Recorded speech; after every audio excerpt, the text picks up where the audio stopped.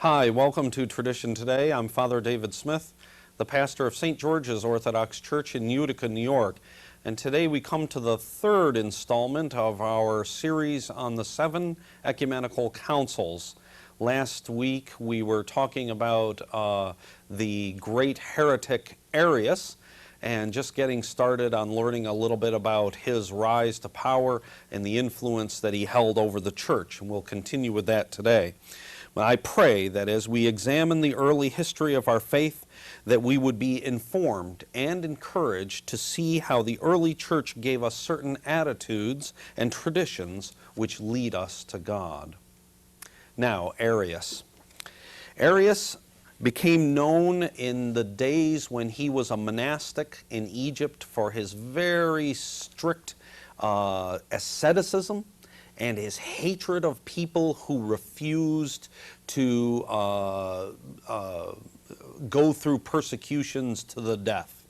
When he was ordained a priest in 311 in Alexandria, he was already an old man and had been living in monasticism for a long time.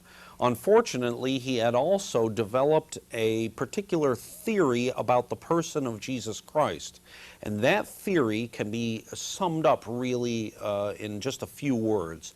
He believed that Jesus was a creation of God, that Jesus Christ had been created by God like you, like me, like the trees, like the clouds, like the water, like the little dogs that run around in the street.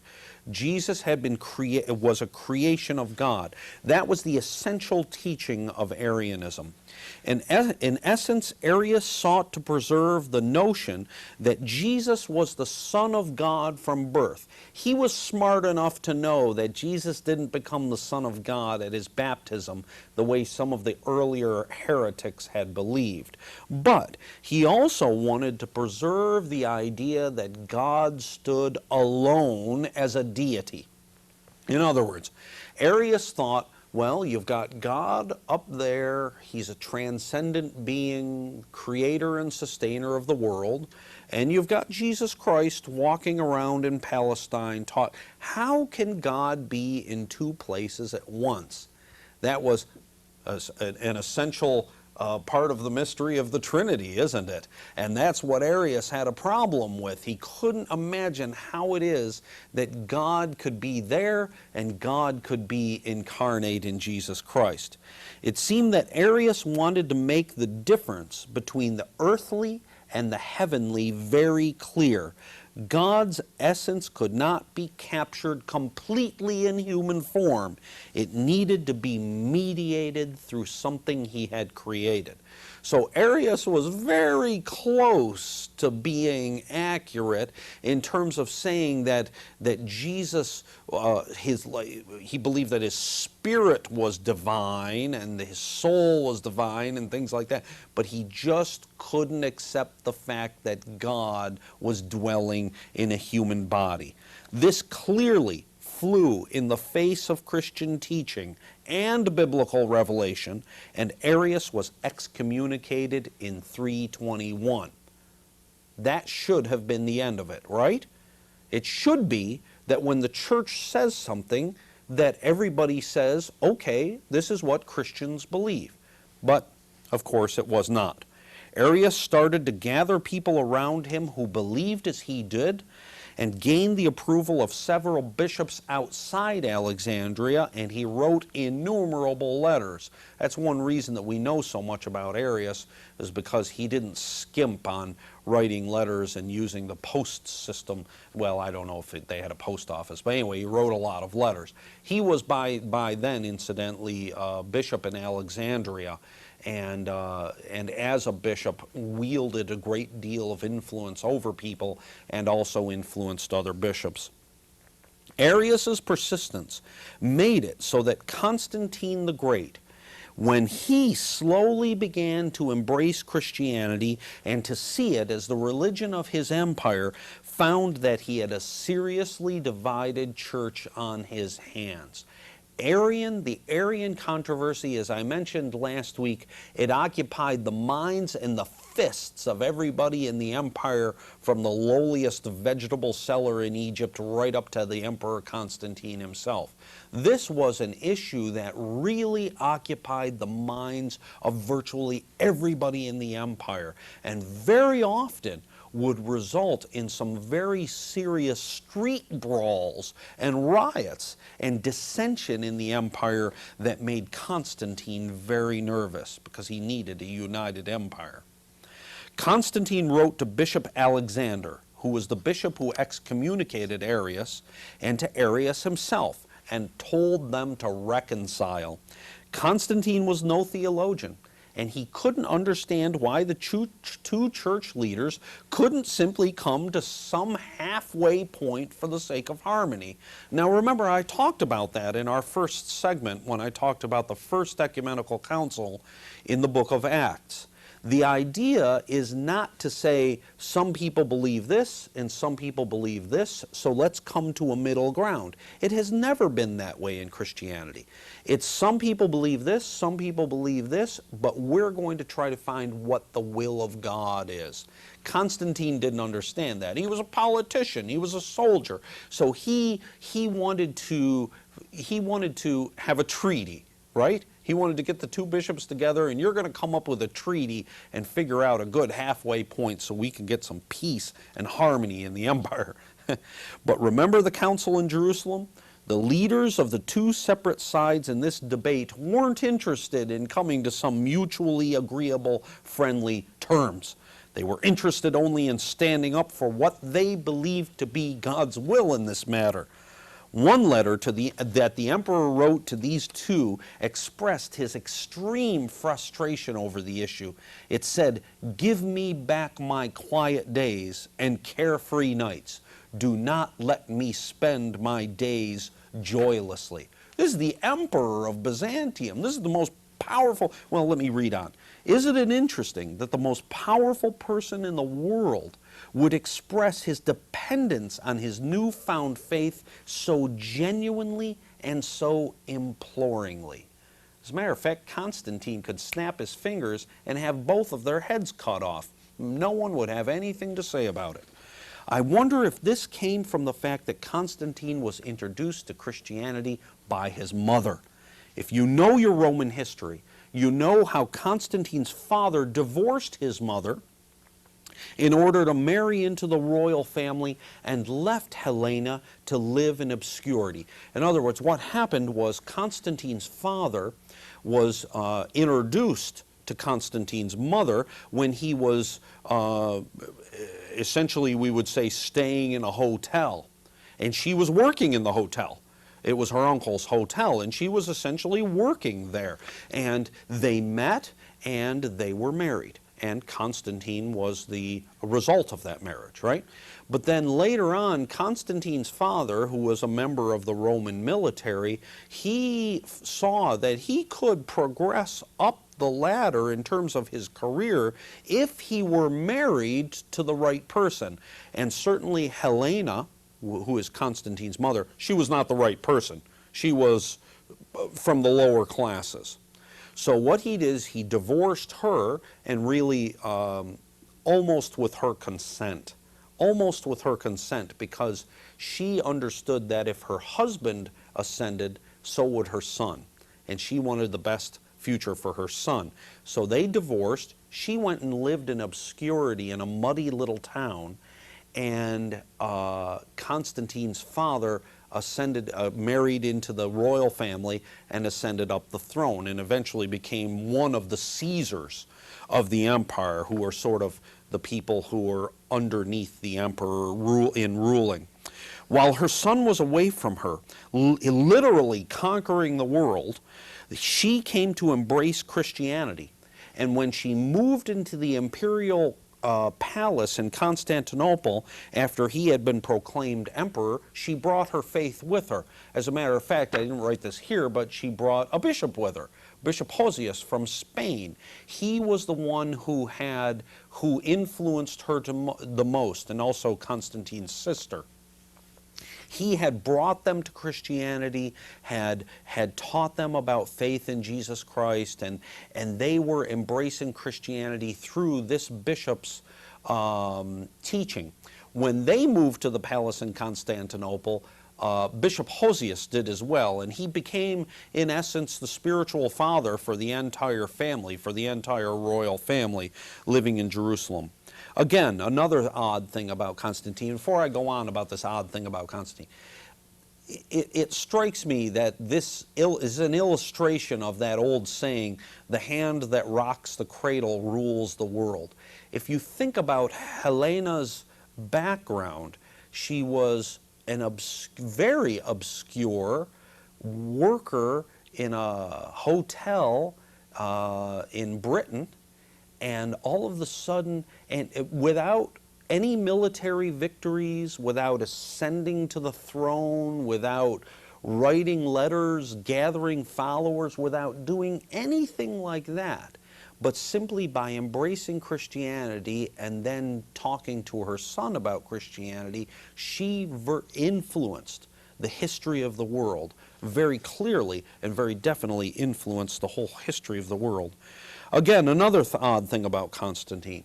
He was not a particularly religious man, but his mother, a woman of apparently no noble or powerful birth whatsoever, was able to influence the course of history in ways that we cannot even imagine, because she influenced him to become a Christian. Anyway, back to the problems of the church. Constantine was not a patient man when it came to having people follow his advice. He was like most Roman emperors or Byzantine emperors.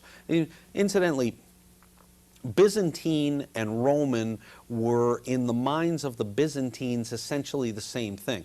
So it wasn't until much later in Byzantine history that Byzantines called themselves Byzantines.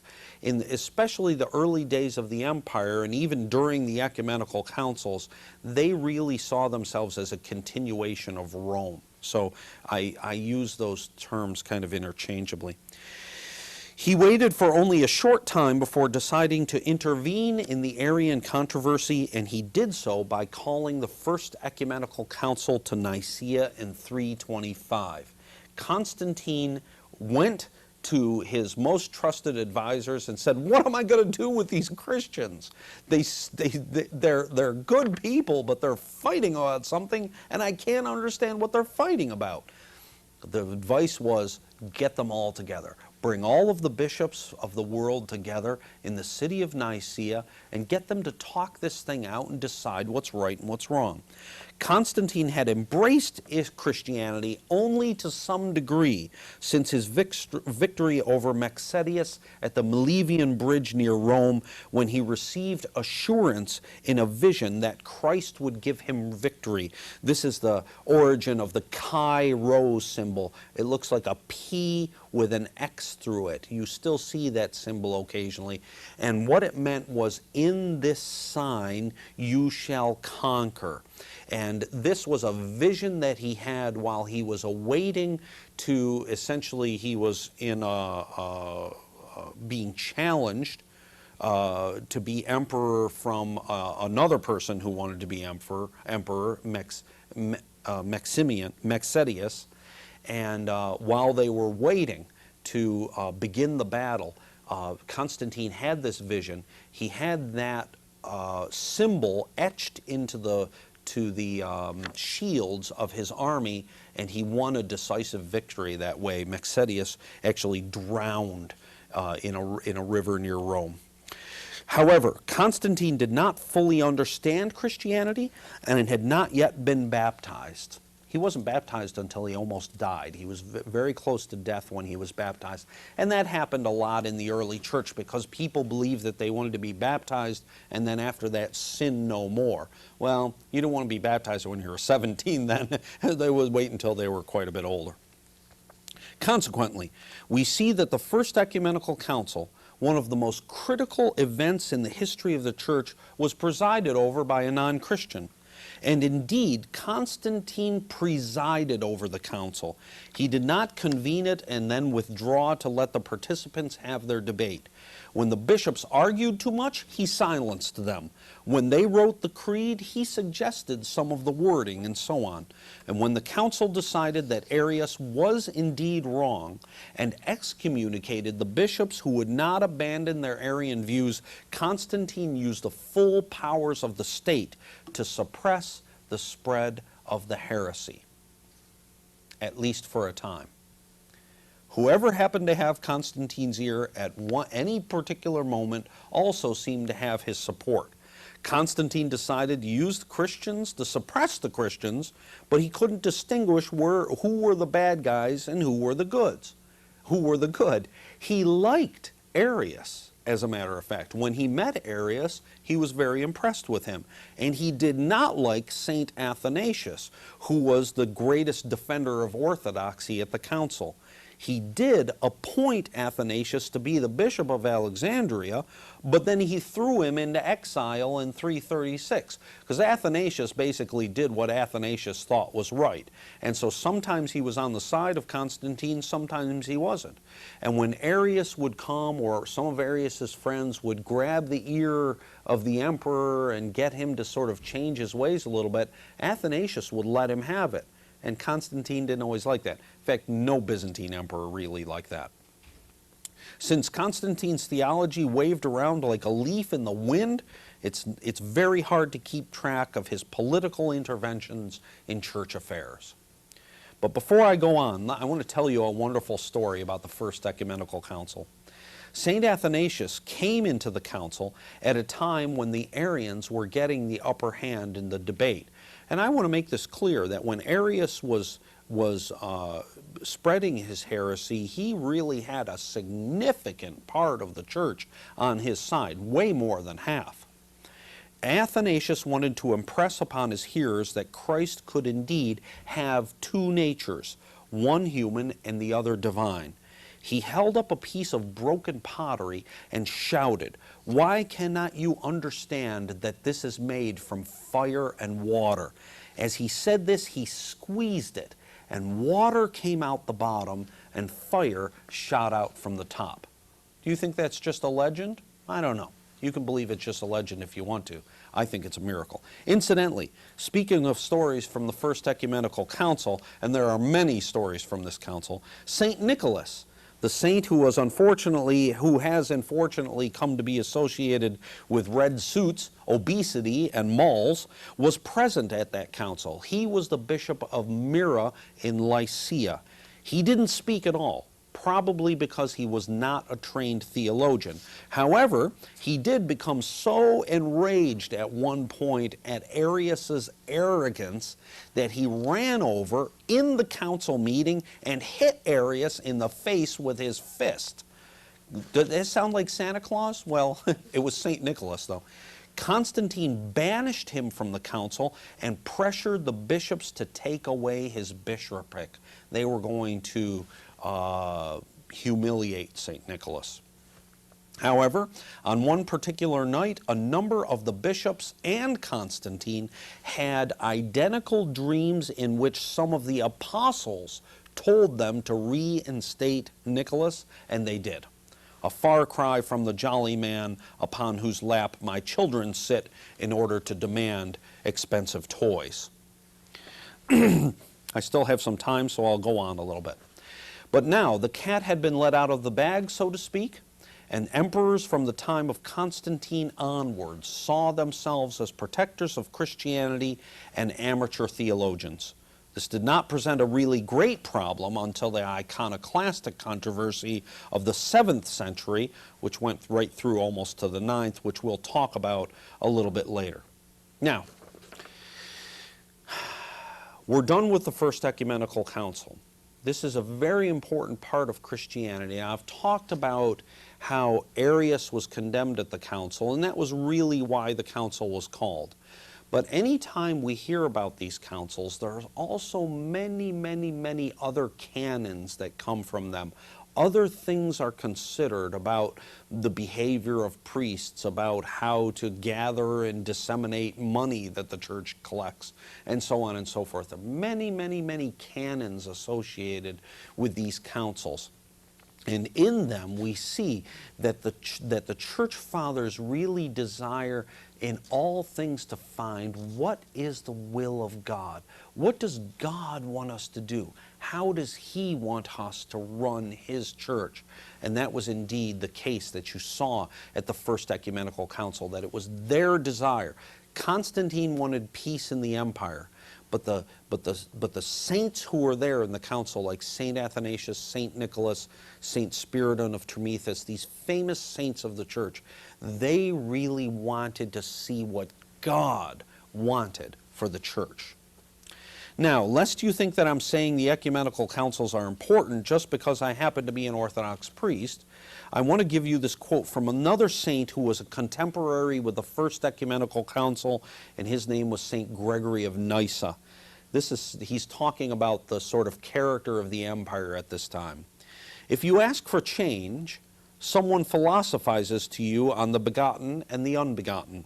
If you ask the price of bread, you are told the Father is greater and the Son inferior. If you ask, is the bath ready? Someone answers, the Son was created from nothing.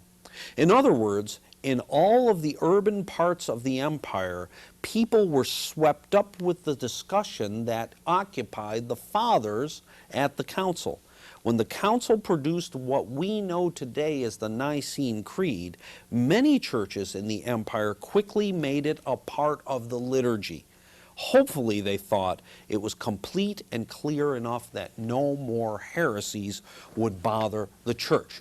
This is why today, if you go to an Orthodox church during the course of the liturgy, everyone in the church is going to say the creed.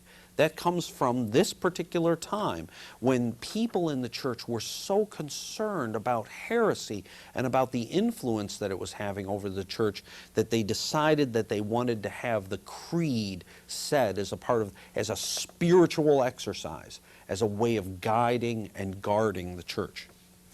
Not only were they wrong, but the Arian heresy continued to plague the bishops and the emperor from that time onward, even after the death of Arius.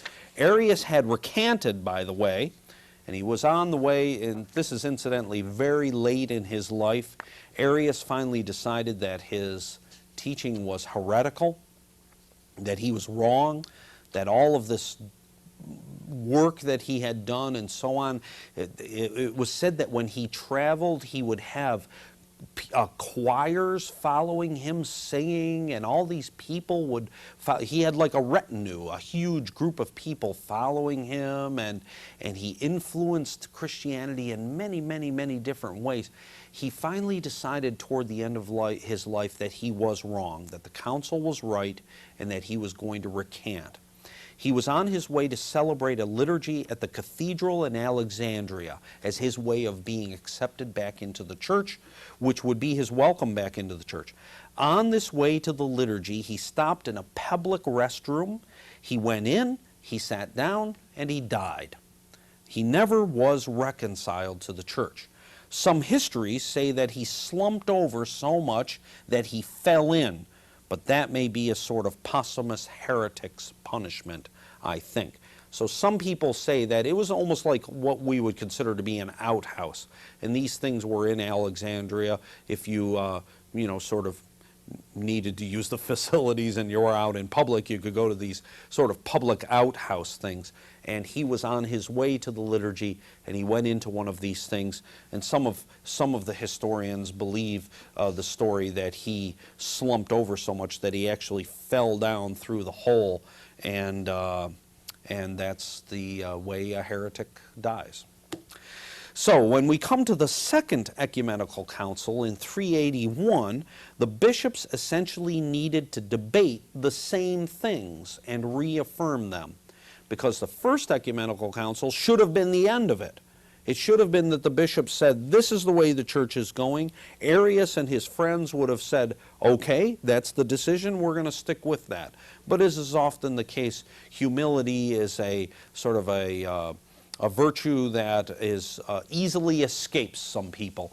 And when the Second Ecumenical Council was called, they had to debate the same things that the First Ecumenical Council did. However, the political scene had changed significantly And the decrees of the Emperor Theodosius declared that Christianity was not only allowed, but was to be the only religion of the Roman Empire. The Nicene Creed we have today, incidentally, is from the Second Council, technically speaking. The First Council created a Nicene Creed. That's why we call it the Nicene Creed. It was in the city of Nicaea. But it was the Second Council that really sort of tuned up the wording. They changed it a little from the First Council in order to clearly state that Christ was not a creature, but one in essence with the Father, and Arianism had been defeated. Well, I see that we've run out of time. We're looking at the Second Ecumenical Council, and maybe next week we'll look a little bit at that and then continue on. And now, may the God of the ages, who has guided his church through 2,000 years and continues to call people to himself through it, bless you and keep you until we come together again for another segment of Tradition Today.